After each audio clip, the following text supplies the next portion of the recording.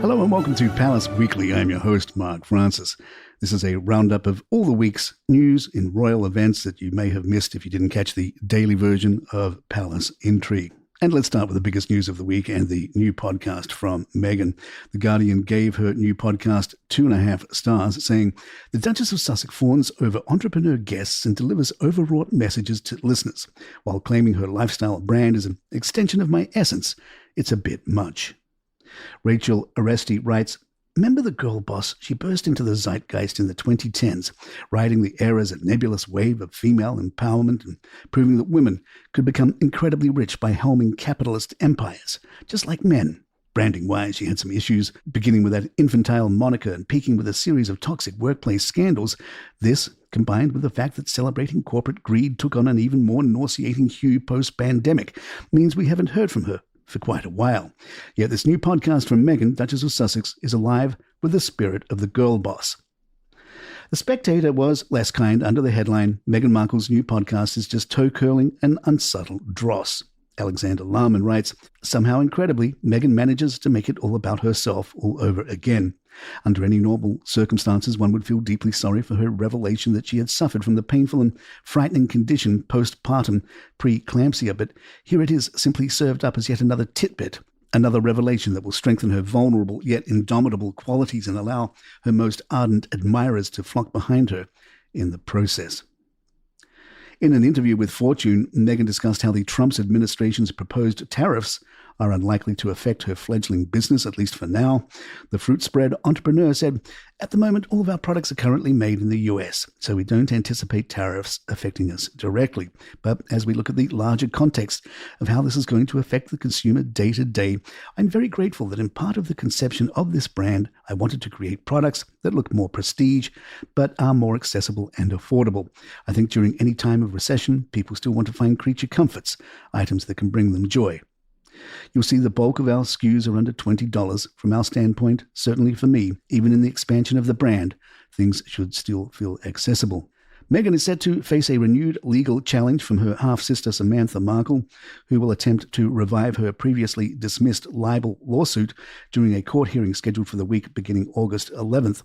The appeal will be heard at the 11th Circuit Court of Appeal in Atlanta, where judges will consider Samantha's claims that Meghan orchestrated a smear campaign against her through the now infamous 2021 Oprah Winfrey interview and subsequent Netflix documentary Harry and Meghan. Samantha Markle originally filed the lawsuits in 2022, accusing Meghan of making false and malicious statements about her upbringing and family relationships. However, the case was thrown out in March 2024 by a Florida judge who ruled that Meghan was expressing opinions protected under the First Amendment. And on to Prince Harry, who's been seen in Britain for the first time in over 6 months. He arrived at London's royal courts Tuesday to attend the appeal hearing his ongoing legal battle over police protection. Wearing a dark suit and tie, the Duke of Sussex appeared composed as he waved at waiting reporters, but declined to answer questions, including whether he had spoken with his father, King Charles.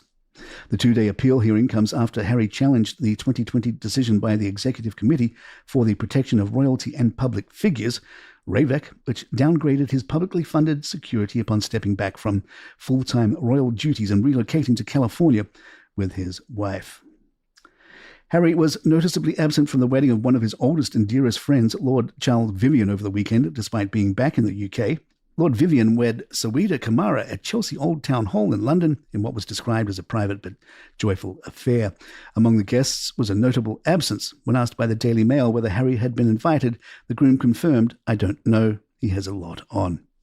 Vivian attended Harry's wedding to Meghan Markle in 2018 and has been a trusted friend and supporter through numerous charitable ventures, particularly in Africa. His absence from such a personal milestone in Vivian's life will undoubtedly raise eyebrows, particularly given Harry's presence in the UK at the time. Prince Harry was hurried out of court on Wednesday during a hearing into his security arrangements, following an outburst from a member of the public. Parts of the hearing were held in private without members of the press or public, and shortly after the courtroom was cleared, a woman shouted, "I support you, Prince Harry," as the Duke left the room. She then added, "If you're members of the press, you're the reason he's no longer in England." Prince Harry was briefly removed from the courtroom following the incident. It's understood that after the woman had departed, he returned for the private portion of proceedings. Prince Harry has also added his name to a long list of international figures who have travelled to Ukraine since the start of the war. The Duke of Sussex made an unannounced visit Thursday to the city of Lviv, where he toured the Superhumans Centre, a rehabilitation facility that provides free care to civilians and soldiers injured in the conflict with Russia.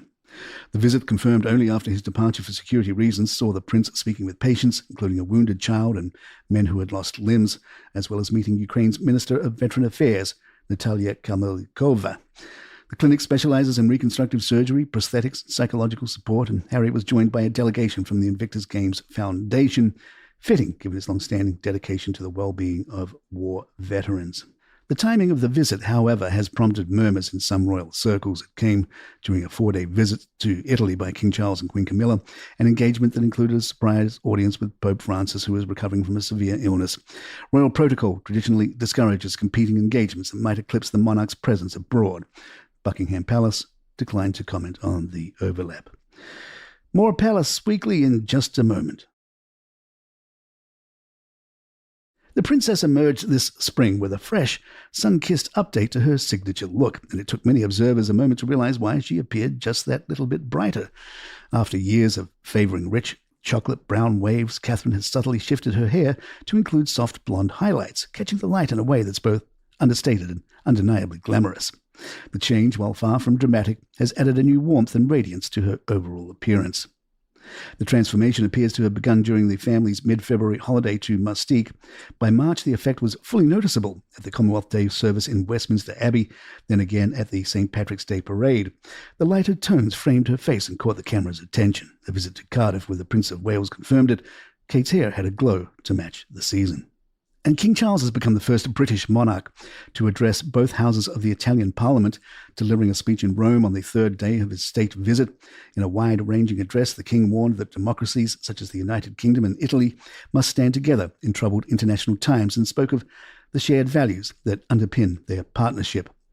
Peace is never going to be taken for granted, said the king, highlighting the importance of continued support for Ukraine.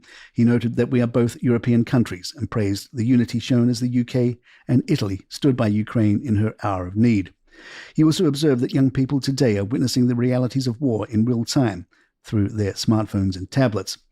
The king received a lengthy standing ovation from Italian lawmakers gathered in the Palazzo Montecitorio, the ornately decorated seat of the lower house of Parliament. At one point, the applause was so prolonged that an Italian official mistakenly began his own remarks, thinking the speech had ended.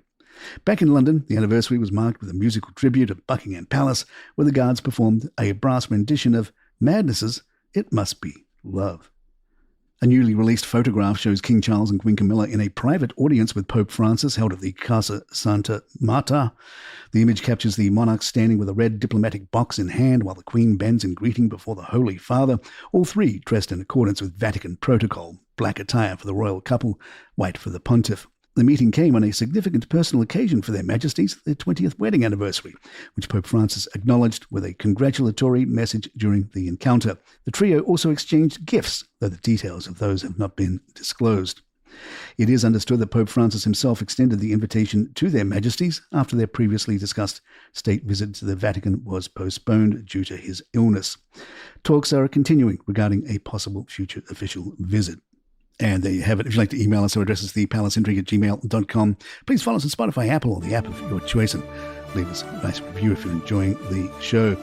I'm Mark Francis. This is Palace Weekly, and good times.